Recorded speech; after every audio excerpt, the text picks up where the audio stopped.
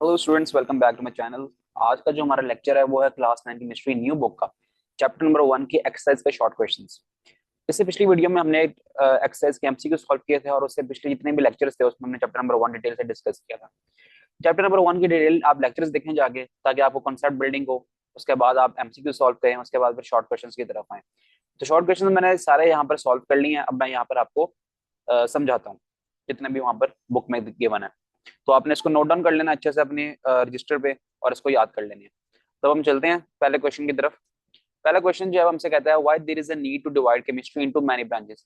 ऐसी क्या जरूरत पड़ गई है कि केमिस्ट्री को मुख्तलिफ ब्रांचेस के अंदर डिवाइड करें। इस तरह की अभी आपने पढ़ा था पहले दूसरे लेक्चर के अंदर अपने branches of chemistry 11 total branches हैं। आपने अगर वो लेक्चर नहीं लिया तो जाके आप वो लेक्चर को भी सुन के आए। अच्छा, कहते हैं कि ब्रांचेस में डिवाइड करने की क्या जरूरत है केमिस्ट्री को, इसके तीन वजूहात तहरीर करें। ठीक है, 3 रीजंस बताने हैं हमने। Chemistry is divided into many branches because, ऐसा क्यों है भाई? Complexity of matter. कॉम्प्लेक्सिटी कहते हैं किसी चीज के कॉम्प्लेक्स होने को, और मैटर, मैटर के बारे में डिटेल डिस्कशन कर चुके हैं हम। Solid, liquid, gas, plasma. और इंटरमीडिएट स्टेट के बारे में डिस्कस किया था हमने, एक्सोटिक स्टेट के बारे में डिस्कस किया था। तो कहते हैं complexity of matter, different substances have unique properties. हर तरह के सब्सटेंस की यूनिक प्रॉपर्टी होती है। सॉलिड का अगर कोई मटेरियल है उसकी प्रॉपर्टी अलग है, लिक्विड अगर मटेरियल है उसकी प्रॉपर्टी अलग है। ठीक है। एंड रिएक्शंस, और उसके रिएक्शन भी डिफरेंट होंगे, रिक्वायरिंग स्पेशलाइज स्टडी। तो हर किसी को पढ़ने के लिए अलग अलग हमें डिटेल से पढ़ना पड़ेगा, डिटेल से ब्रांच पढ़नी पड़ेगी उसकी, और फिर जाके हम उसको डील कर सकते हैं। अगर हम पानी की बात करें तो हम पानी और इससे रिलेटेड जितने भी लिक्विड्स हैं, दुनिया में जितने भी लिक्विड्स हैं उनकी हर लिक्विड की अलग अलग प्रॉपर्टीज होंगी। तो उसके लिए अलग अलग, अगर वो ऑर्गेनिक है तो ऑर्गेनिक केमिस्ट्री के अंदर पढ़ेंगे, अगर वो सॉल्वेंट जो है इनऑर्गेनिक है तो फिर इनऑर्गेनिक केमिस्ट्री में उसको डील करेंगे। आगे दूसरा पॉइंट है better understanding. Dividing chemistry helps in deep learning of specific area like organic, inorganic and physical chemistry. Chemistry को अगर डिवाइड कर देंगे ना मुख्तलिफ एरियाज में, तो फिर हम इजिली हर चीज को कैटेगराइज करके ना हर चीज को समझ सकते हैं। ठीक है, अगर हमने एटम के बारे में पढ़ना है, एटम के स्ट्रक्चर के बारे में पढ़ना है, तो फिजिकल केमिस्ट्री में चले जाएंगे। अगर हमने ऐसे कंपाउंड्स जो कि कार्बन वाले कंपाउंड्स होते हैं तो अगर उनको पढ़ना है तो ऑर्गेनिक केमिस्ट्री में। अगर ऐसे कंपाउंड्स जिसमें कार्बन नहीं है, अगर इस तरह की चीजों को पढ़ना है तो इनऑर्गेनिक में। इस तरह की और भी मिसालें, अगर हमने ऐसे कंपाउंड का पढ़ना है जिसका इन्वायरमेंटल इम्पैक्ट पढ़ना होगा तो फिर इन्वायरमेंटल केमिस्ट्री में पढ़ेंगे। और जितनी भी ब्रांचेस हमने पढ़ी हैं आप सबको रिलेटेबल बना सकते हैं। तीसरी जो इसकी हमारे पास है रीजन, वो है प्रैक्टिकल एप्लीकेशंस। प्रैक्टिकल एप्लीकेशंस का मतलब क्या हुआ कि हम अपनी आम रूटीन में रोजमर्रा की जिंदगी में किस तरह किस कंपाउंड को, किसी सब्सटेंस को किस तरह इस्तेमाल में ला रहे हैं। Different fields like medicine, industry and environmental sciences need focused chemical knowledge for real world use. अब हर तरह की फील्ड है, इस तरह मैंने यहाँ 2-3 फील्ड्स लिखी हैं, जैसे मेडिकल की फील्ड हो गई, इंजीनियरिंग की फील्ड हो गई, इंडस्ट्रियल फील्ड हो गई है, इन और इन्वायरमेंट की फील्ड हो गई है। इन सबको, इन सब में जो चीजें पढ़ते हैं ना, तो इसमें हमें पता होना चाहिए कि हम कौन सा कंपाउंड पढ़ रहे हैं और उसका इंडस्ट्रियल यूज या फिर मेडिसिन की फील्ड में यूज और इन्वायरमेंट की फील्ड में इसका यूज क्या है, इसके फायदे नुकसान क्या हैं। तो सबकी डिटेल अंडरस्टैंडिंग हमें देखनी पड़ती है। तो इस तरह होपफुली आपको ये पहला क्वेश्चन समझ आ गया होगा। मैंने कोशिश किया कि इजी वर्डिंग में चीजों को लिखें, तो आप इसको नोट डाउन करें और इसको याद कर लें। चलते हैं जी नेक्स्ट क्वेश्चन पे। रिएक्शंस में take place due to electrons present outside the nucleus. अब दो कंडीशन है, एक ऐसा रिएक्शन जो outside the nucleus reaction take place हो रहा है उसके बारे में बताएं, और ऐसा रिएक्शन जो कि न्यूक्लियस के इनसाइड हो रहा है उसके बारे में बताएं। कहता है कि कौन सी ब्रांचेस ऑफ केमिस्ट्री इन दोनों टाइप ऑफ रिएक्शंस को बताती है। अगर हम पहले वाले की बात करें कि reaction take place, reaction due to electron outside the nucleus, अगर उस पहले वाले रिएक्शन की बात करें हम, तो वो कहता है वो कवर्ड हो जाएगा ऑर्गेनिक केमिस्ट्री में, इनऑर्गेनिक केमिस्ट्री में, फिजिकल केमिस्ट्री में। ठीक है, इसका मिसाल इस तरह समझे आप कि आउटसाइड द न्यूक्लियस की बात हो रही है। आपने हमने समझा हुआ कि एटम का एक स्ट्रक्चर होता है बेसिक, बिल्कुल ठीक है। इसके अंदर जो है ना एक न्यूक्लियस होता है। अगर कहते हैं अगर न्यूक्लियस के बारे में बात करेंगे हम, outside the, inside the nucleus और एक आउटसाइड द न्यूक्लियस, ये हो जाएगा आउटसाइड द न्यूक्लियस। और अगर सिर्फ और सिर्फ न्यूक्लियस की बात करें तो हो जाएगा ये इनसाइड द न्यूक्लियस। अगर सिर्फ इनसाइड द न्यूक्लियस की बात करेंगे तो वो न्यूक्लियर केमिस्ट्री को डील करेगा। अगर आउटसाइड द न्यूक्लियस बात करेंगे तो वो डील करेगा मुख्तलिफ ब्रांचेस में, ऐसे का ऑर्गेनिक, इनऑर्गेनिक, फिजिकल केमिस्ट्री। मिसाल के तौर पे हमने कोई एटम किसी दूसरे एटम के साथ बॉन्डिंग किस तरह करता है, ठीक है, बॉन्डिंग के बारे में पढ़ना, आयनिक बॉन्डिंग, कोवलेंट बॉन्डिंग, ये किस तरह हो रही है। कोई बॉन्ड किसी जैसे कि आप कह लें कि एटम किसी दूसरे एटम के साथ इंटरेक्ट किस तरह करता है, ये सारा कुछ हम पढ़ते हैं reaction due to electrons outside the nucleus के अंदर। और इनसाइड के अंदर पढ़ते हैं हम न्यूक्लियर केमिस्ट्री में, जिस तरह हम nuclear chain reactions, fission reactions, fusion reactions के बारे में पढ़ते हैं। ठीक है, तो होपफुली आपको ये क्वेश्चन भी समझ आ गया होगा। चलते हैं जी हम नेक्स्ट क्वेश्चन के ऊपर। What type of problems are solved in analytical chemistry. Analytical chemistry की मैंने ब्रांच पढ़ाई हुई है, डिटेल से आप जाके उसका लेक्चर लें और उसको समझेंगे क्या होती है। फिर वो कहता है कि एनालिटिकल केमिस्ट्री की वजह से हम कौन कौन सी प्रॉब्लम्स, कौन कौन सी परेशानियों को हम सॉल्व कर सकते हैं। नंबर 1 पे आइडेंटिफिकेशन ऑफ सब्सटेंस, सब्सटेंस की आइडेंटिटी करना, सब्सटेंस को पहचानना कि ये है क्या। Determining unknown compound in a sample, कि कोई भी सैंपल के अंदर हमें ऐसा कंपाउंड, हमें पता ना हो कि ये कौन सा फलाना कौन सा कंपाउंड है, ठीक है, तो उसकी उसका एनालिसिस करना कि भाई जन कौन सा कंपाउंड इसके अंदर अवेलेबल है। तो ये इसके पहला यूज है इसका, ठीक है। इस तरह की प्रॉपर्टी, इस तरह की जो प्रॉब्लम्स है उनको सॉल्व करता है। नंबर 2 है क्वांटिटेटिव एनालिसिस, ठीक है। क्वांटिटेटिव एनालिसिस के बारे में बढ़ता है measuring the amount of substance, for example glucose level in blood. Amount of substance के बारे में बताएगा कि कितनी तादाद में कोई स्पेसिफिक चीज है। आइडेंटिफिकेशन ऑफ सब्सटेंस के अंदर हम एक चीज और ले सकते हैं, इसको हम कह सकते हैं क्वालिटेटिव एनालिसिस भी कह सकते हैं इसको हम, ठीक है। अच्छा, क्वांटिटेटिव एनालिसिस के बारे में देख लिया हमने। नेक्स्ट चलते हैं प्योरिटी टेस्टिंग पे। Checking impurities in food, water and medicine. अगर हमें फूड वाटर के अंदर अगर कोई गंदी चीजें, टॉक्सिक कोई चीजें अगर ऐड हो गई हैं, तो उनके बारे में देखना कि कितनी टॉक्सिसिटी इसके अंदर ऐड हो गई है, तो उसको बारे में स्टडी करना हम प्योरिटी टेस्टिंग में पढ़ते हैं। नंबर 4 पे है structure determination, finding molecular structure using technique like spectroscopy. Spectroscopy ना एक वाइड फील्ड है, इसके अंदर ना हम डेप्थ में जाते हैं, एटम के मॉलिक्यूल के ना डेप्थ में जाते हैं और फिर इसको स्टडी करते हैं कि ये इसमें क्या क्या प्रॉपर्टीज हैं इसकी, ठीक है। तो इस तरह की कुछ 4 प्रॉब्लम्स हैं, आपने को याद कर लें, होपफुली आपको समझ आ गई होंगी। तो इस तरह की प्रॉब्लम्स को एनालिटिकल केमिस्ट्री सॉल्व करती है।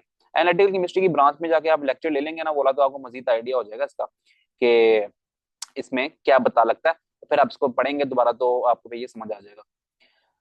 अगला क्वेश्चन है जी हमारे पास, both graphite and graphene have hexagonal structure. ये एलोट्रॉप्स वाला टॉपिक पढ़ा रहा था जब मैं उस टाइम मैंने ग्रेफाइट और ग्रेफीन पर डिस्कशन की थी। अब फिर यहाँ पर आ गया, कहते हैं उन दोनों का हेक्सागोनल स्ट्रक्चर होता है, ऐसा स्ट्रक्चर जिसके 6 कोने हो उसको हेक्सागोनल कहते हैं। लेयर्ड स्ट्रक्चर होता है, ठीक है, पूरी लेयर की फॉर्म में बना होता है। इसकी इमेज अगर आप देखें, आपकी बुक में एलोट्रॉप वाला कॉन्सेप्ट है, वहां पर जाके इसकी इमेज बनी हुई है, आप वहां पर देख भी सकते हैं। अच्छा, कहता है ग्रेफाइट और ग्रेफीन दोनों को हेक्सागोनल लेयर स्ट्रक्चर होता है, लेकिन दोनों में फर्क क्या है। तो फर्क कैटेगराइज किए हैं 3 चीजों के अंदर मैंने। नंबर 1, नंबर ऑफ लेयर्स, के लेयर्स की तादाद कितनी है दोनों में।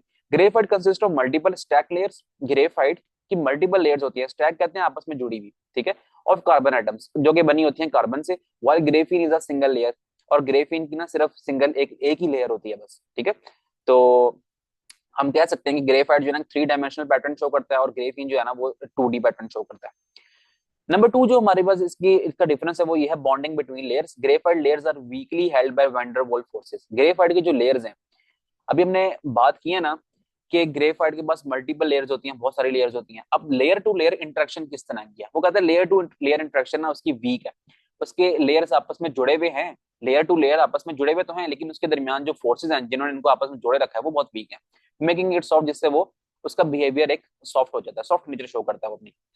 Graphene being a single layer, graphene जैसे कि हमने पढ़ा ऊपर के उनकी सिंगल लेयर होती है, सिर्फ has no such inter layer forces, उनके दरमियान में कोई किसी तरह की इंटर लेयर फोर्सेस नहीं होती हैं। अब आप खुद सोचिए, देखें दो, अगर किसी की चीज की 2 लेयर्स हैं, ठीक है, ये एक लेयर हो गई, ये दूसरी लेयर हो गई, ये जो 2 लेयर्स है ना, इनके दरमियान में क्या होगा, इनके दरमियान में एक, इनको जोड़ने के लिए एक बॉन्डिंग होगी जिसको हम कहते हैं वैन डर वाल्स फोर्सेस, ठीक है। इन्होंने आपस में इन दोनों लेयर्स को जोड़ा हुआ है, तो कहता है ये वीक है ग्रेफाइट के केस में, क्योंकि ग्रेफाइट की मल्टीपल लेयर्स होती हैं और भी लेयर्स होती हैं, ठीक है, इनके दरमियान में भी होगी फिर। और ग्रेफीन की बात करें तो कहते हैं सिंगल लेयर ही है उसकी, तो अगर दूसरी लेयर यहाँ पर है ही नहीं तो फिर बॉन्डिंग की क्या जरूरत है, हमें किसी वैन डर वाल्स फोर्स की हमें क्या जरूरत है। तो इसको हम कहते हैं सिंगल लेयर है, तो उसकी इस तरह की इंटर लेयर फोर्सेस की जरूरत ही नहीं होती, ठीक है, वो होती नहीं है, जरूरत क्या होनी है। नंबर 3 जो पॉइंट है इसका वो electrical conductivity. Graphene has a higher conductivity due to free movement of electrons. Graphene उसके अंदर उसकी हायर कंडक्टिविटी होती है क्योंकि उसके इलेक्ट्रॉन फ्रीली मूव कर सकते हैं। इलेक्ट्रिकल कंडक्टिविटी हाई जब भी होती है जब इलेक्ट्रॉन्स का फ्लो अच्छा हो, तो फ्लो ऑफ इलेक्ट्रॉन्स को हम कहते हैं electric current.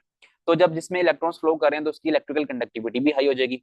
While graphite has a lower conductivity, graphite की conductivity lower होती है due to interlayer resistance, कि लेयर टू लेयर अगर हम बात करें ना, जैसे कि ये लेयर है और ये लेयर है, इनके दरमियान में जो रेजिस्टेंस है उसकी वजह से ये बैड कंडक्टर बन जाता है, इलेक्ट्रिक कंडक्टिविटी यानी कि इसकी बैड हो जाती है।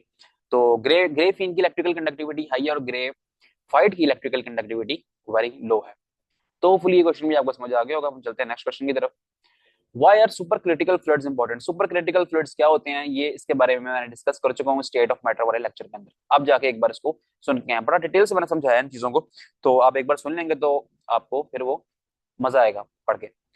बहरहाल हम चलते हैं इस क्वेश्चन की तरफ। Super critical fluids are important, ये जरूरी क्यों होते हैं? Because they have both liquid like dissolving ability, super critical fluid वही है जिनके पास लिक्विड की प्रॉपर्टी भी है और गैस की प्रॉपर्टी भी है। अब लिक्विड की प्रॉपर्टी कौन सी है? Liquid light dissolving ability. जिस तरह लिक्विड अपने अंदर हर चीज को डिसॉल्व कर लेता है ना, उसी तरह वो कहता है कि सुपर क्रिटिकल फ्लूइड्स के अंदर एक प्रॉपर्टी तो ये है कि वो डिसॉल्व कर लेते हैं, ठीक है, उनकी डिसॉल्विंग कैपेबिलिटी अच्छी है। और number two, gas like diffusion. जब वो प्रॉपर्टी शो करता है गैस की, तो फिर वो डिफ्यूज भी हो सकता है गैस के अंदर, मतलब किसी चीज के अंदर गैसेस की तरह डिफ्यूज हो सकता है। अब डिफ्यूजन का कॉन्सेप्ट क्या होता है? डिफ्यूजन कहते हैं किसी चीज के अंदर घुस जाना। जैसे कि हम कमरे के ना एक एंड पे जाके एयर फ्रेशनर करते हैं, तो वो जो खुशबू वाली जो हमारे उसमें से निकलती है ना एयर फ्रेशनर के अंदर से, तो वो पूरे कमरे में फैल जाती है। तो इसको कहते हैं, इस फिनोमेना को कहते हैं हम डिफ्यूजन। अच्छा जी, अब हम बात करते हैं सुपर क्रिटिकल फ्लूइड की। वो कहते हैं इंपॉर्टेंट इसलिए कि उनके पास दोनों बिहेवियर है, लिक्विड जैसे बिहेवियर भी है और गैस जैसा बिहेवियर भी है, making them useful in various applications. अच्छा जी, नंबर वन उसकी एप्लीकेशन बताई हुई है, इसकी एफिशिएंट सॉल्वेंट है, कि गुड सॉल्वेंट है, ठीक है, used in decaffeination removing caffeine from coffee. ये मैंने आपको जब पढ़ाया था इसका सुपर क्रिटिकल फ्लूइड के बारे में, तो जब मैंने आपको एग्जांपल दी भी थी डीकैफिनेशन वाले की, ठीक है, तो आपने वो लेक्चर ले लें तो फिर आपको डीकैफिनेशन का प्रोसेस भी मैंने समझाया उसमें, तो समझ आ जाएगा। एक्सट्रैक्शन एसेंशियल ऑयल्स, तो एसेंशियल ऑयल्स जो हैं उनको भी एक्सट्रैक्ट करने में, निकालने में मदद फराहम करते हैं ये। Eco friendly processing act as a green alternative to harmful organic solvent in industry. तो ऑर्गेनिक सॉल्वेंट की बजाय कहता है सुपर क्रिटिकल लिक्विड इस्तेमाल कर लो तो ऑर्गेनिक सॉल्वेंट का ही काम देगा। तो ऑर्गेनिक सॉल्वेंट जो है ना वो हार्मफुल होते हैं, तो ये उनकी जो बैड इंपैक्ट है ना उससे बचने के लिए हम सुपर क्रिटिकल फ्लूइड का इस्तेमाल कर सकते हैं। अगले का enhanced reactions use in chemical synthesis and material processing due to high diffusivity and tunable properties. तो वो कहता है कि इसकी डिफ्यूजन की प्रॉपर्टी अच्छी है और टर्नेबल प्रॉपर्टीज हैं, कि मुख्तलिफ प्रॉपर्टीज ये शो करता है, ठीक है, और ज्यादा एप्लीकेशंस के बहुत ज्यादा हैं, तो हम इसको केमिकल सिंथेसिस के अंदर और मटेरियल प्रोसेसिंग के अंदर भी इसको इस्तेमाल कर सकते हैं। तो होपफुली ये क्वेश्चन भी आपको समझ आ गया होगा, आप इसको नोट कर लें और इसको याद कर लें। अगर चलते हैं, in which state does matter exist in sun. सूरज पे कौन सी टाइप का मैटर एग्जिस्ट कर सकता है? सॉलिड करेगा, लिक्विड करेगा, गैस करेगा, आप बताएं। अच्छा जी, ये तीनों तरह के मैटर एग्जिस्ट नहीं कर सकते सन पे, सिर्फ एक ही तरह का मैटर एग्जिस्ट करता है जिसका नाम हम कहते हैं प्लाज्मा स्टेट। तो सूरज पर प्लाज्मा होता है। और प्लाज्मा क्या होता है ये भी मैंने बताया था, कि प्लाज्मा हम कैसे जनरेट करा सकते हैं ये भी मैंने बताया था आपको। और इसकी एग्जांपल जिस तरह के नियॉन साइन की मैंने एग्जांपल दी थी वो भी मैंने आपको समझाई थी।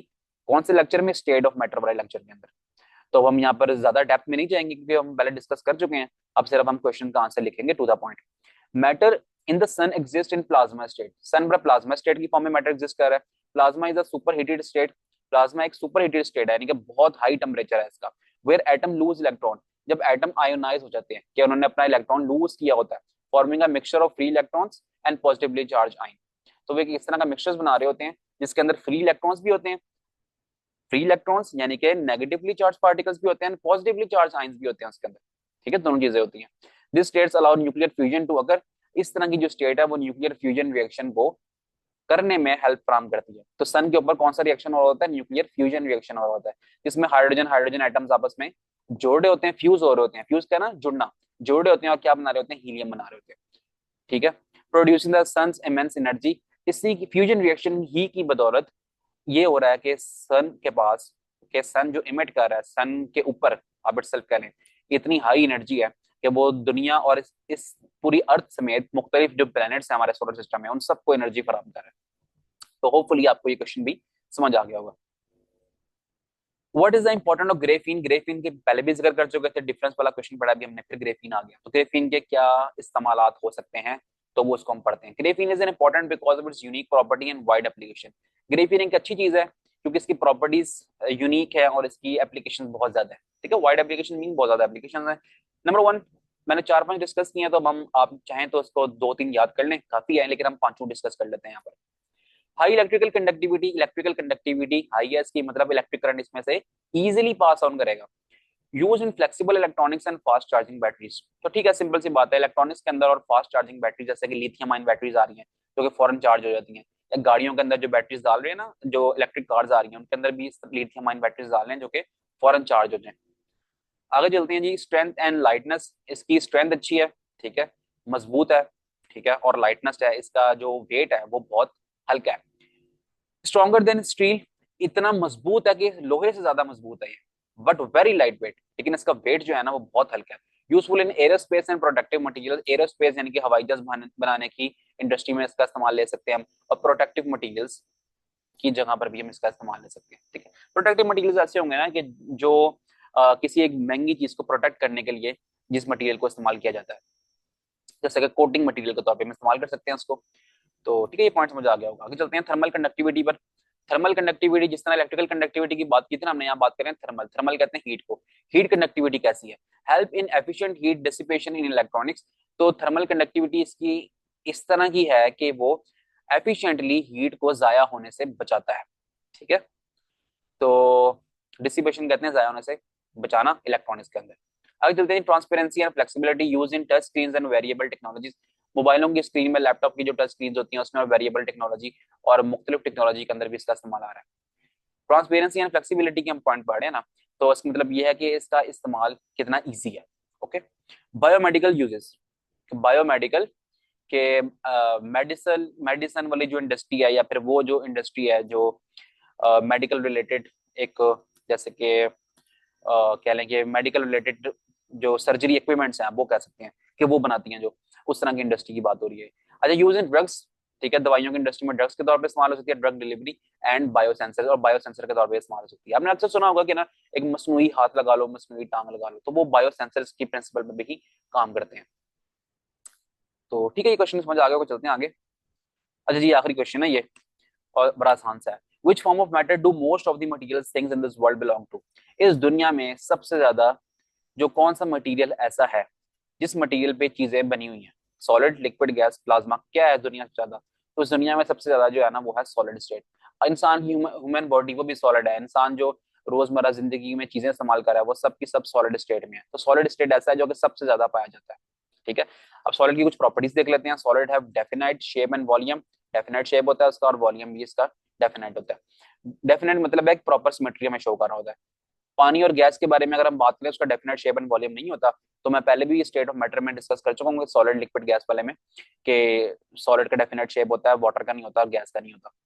अच्छा जी, आगे बढ़ते हैं। Due to strong intermolecular forces, इसके एटम टू एटम जो फोर्सेज है ना, या मॉलिक्यूल टू मॉलिक्यूल, इनके पास जो फोर्सेज हैं वो बहुत स्ट्रॉन्ग है। देखिए ये एटम एटम जुड़े हुए हैं आपस में। ठीक है, इनके दरमियान में अगर हम बात करें ना, तो जो आपस में एटम टू एटम जुड़ने की कुव्वत है ना, उसको कहते हैं इंटरमॉलिक्यूलर फोर्सेस। तो ये आपस में बहुत स्ट्रॉन्ग है। ठीक है, मॉलिक्यूल्स के दरमियान में इंटर एटॉमिक फोर्सेस कह लेंगे चलो, लेकिन अगर मैं मॉलिक्यूल की बात कर रहा हूँ यहाँ पर तो इंटरमॉलिक्यूलर बोल दूंगा, तो कोई परेशान होने की बात नहीं है। इंटर एटॉमिक भी कह सकते हैं इसको, और अगर अगर मैं एटम टू एटम बात करूँ, अगर मैं मॉलिक्यूल टू मॉलिक्यूल बात करूंगा तो मैं कहूंगा इंटरमॉलिक्यूलर फोर्सेस। चलो जी, making the most common form in the everyday objects. वो कहता है इसकी इंटरमॉलिक्यूलर फोर्सेस अच्छे होने की वजह से, इसकी डेफिनेट शेप और वॉल्यूम अच्छा होने की वजह से हम इसको रोजमर्रा की जिंदगी में इस्तेमाल करते हैं। जैसे कि बिल्डिंग्स हैं वो भी इटसेल्फ क्या है, सॉलिड मटेरियल है। फर्नीचर वो भी सॉलिड मटेरियल है। टूल्स वो भी सॉलिड मटेरियल्स हैं। इस तरह दो तीन एग्जांपल्स मैंने लिए हैं, इस तरह की आप हजारों एग्जांपल्स दे सकते हैं खुद से। तो होपफुली आपने ये लेक्चर एंजॉय किया होगा। अगर आपको सारे क्वेश्चन समझ आ गए हैं तो आपने वेल एंड गुड, आपने इसको नोट करना है, याद करना है। और अगर आपको कोई समझ नहीं आया तो आप मुझसे कमेंट सेक्शन में दोबारा पूछ सकते हैं। इसी तरह हम लेक्चर्स का सिलसिला कंटिन्यू रखेंगे। हमने रोज के 2-3 लेक्चर्स अपलोड कर रहे हैं, तो आप इसको लेक्चर्स को देखें, सुने और समझें। और फिर अगर आपको लेक्चर्स अच्छे लग रहे हैं तो फिर आप चैनल को सब्सक्राइब भी कर दिया करें। ये कर देंगे तो अच्छा है, नहीं करेंगे तो चलें, आपकी मर्जी है।